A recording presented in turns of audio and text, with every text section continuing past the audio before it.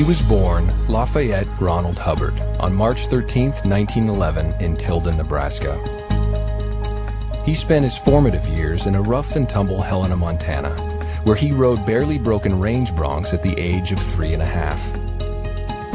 As his mother was that rarity of her time, a thoroughly educated woman, he was also reading well beyond his years. Philosophy, science, and the pillars of Western literature, all in an effort to satisfy a rare and abiding curiosity.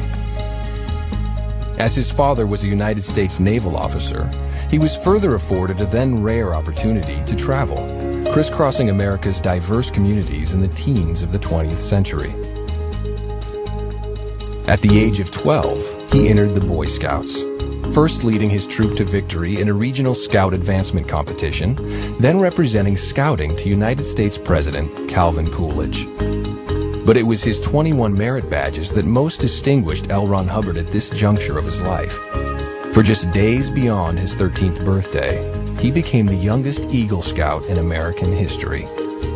It was another distinction entirely, however, that set him on the first leg of his life's course. Specifically, when an American naval officer who had studied under Sigmund Freud introduced young L. Ron Hubbard to the theories of psychoanalysis. Although left with many unanswered questions, here was the moment when his enduring interest in unraveling the mysteries of the human mind was born. His father's naval career provided the next avenue of inquiry, in particular, a Far East assignment allowing the 16-year-old L. Ron Hubbard a chance to visit Asia.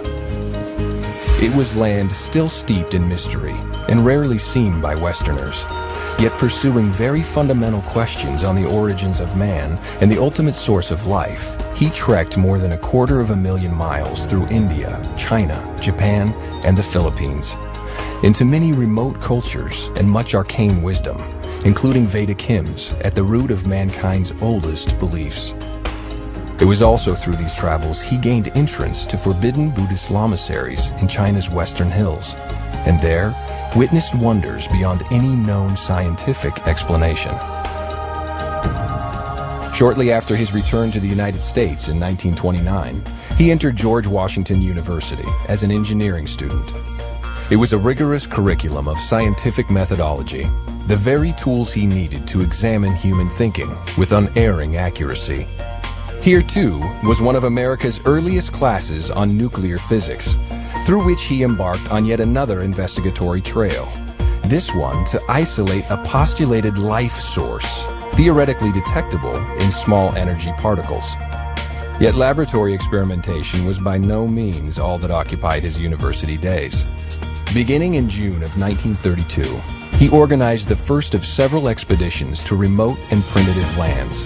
Initially, a 5,000-mile voyage into the Caribbean, where he mingled with a people predating Columbus by at least 10 centuries.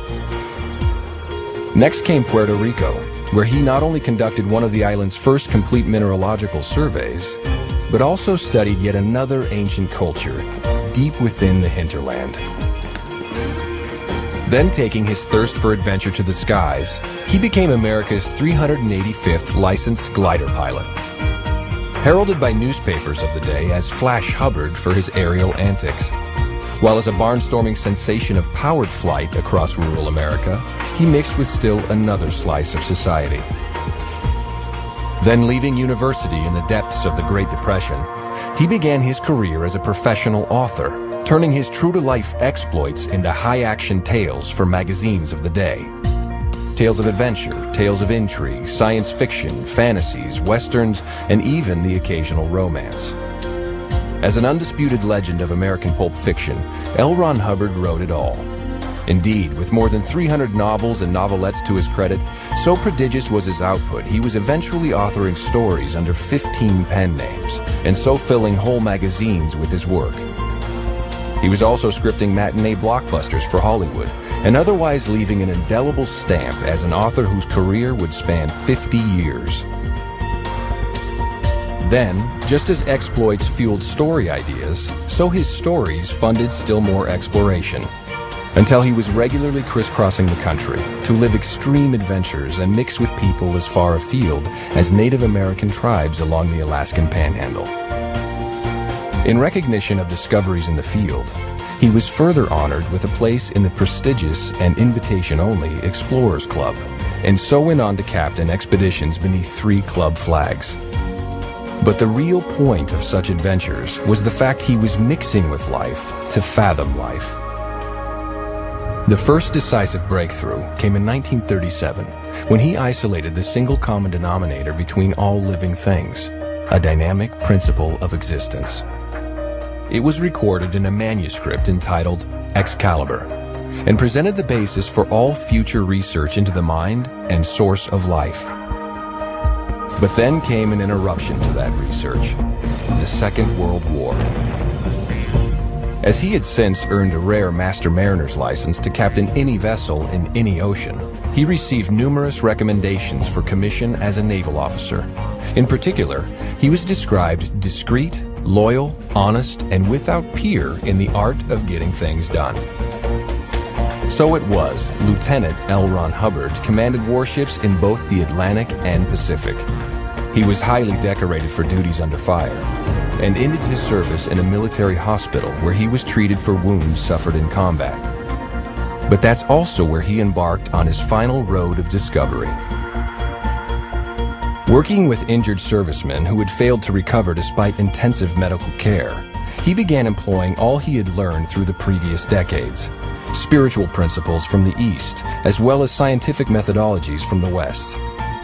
What he then discovered were mental factors inhibiting recovery and preventing medicines from taking effect. And when in fact those mental blocks were addressed, the medicine began to work, and patients swiftly returned to health. He then continued refining procedures on people from all walks of life, actors and writers in Hollywood's film community, street gang members whom he treated as a special officer with the LAPD, even deeply troubled patients at a Georgia institution.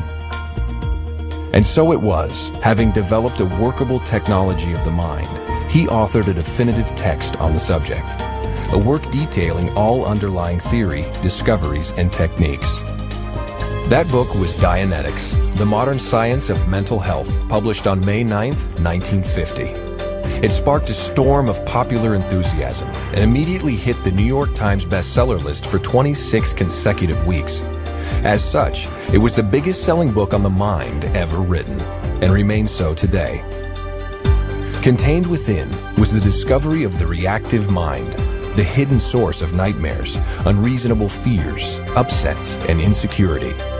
Yet L. Ron Hubbard never considered Dianetics an end to his research, but rather a stepping stone to the discovery and isolation of that long elusive life source. And indeed, the techniques of Dianetics provided the means by which practitioners soon began discovering past lives. Pressing application and research even further came the accomplishment of what is known as exteriorization, demonstrating the spirit was indeed separable from the body and mind. The Scientology religion was born. Thereafter, L. Ron Hubbard delved ever deeper into the spiritual nature of man, documenting his discoveries in thousands of recorded lectures, articles, and books. While to present those discoveries, he literally circumnavigated the globe, and so churches of Scientology opened on 4 continents, headquartered at his long-term residence in southern England. Through ensuing years, L. Ron Hubbard continued advancing the subject until his passing in 1986. His legacy comprises tens of millions of published words and 3,000 recorded lectures, while with over 250 million copies of his books and lectures in circulation, he has inspired a movement spanning all continents and all cultures. So to those who would ask, what kind of man could have founded the only major religion of the 20th century?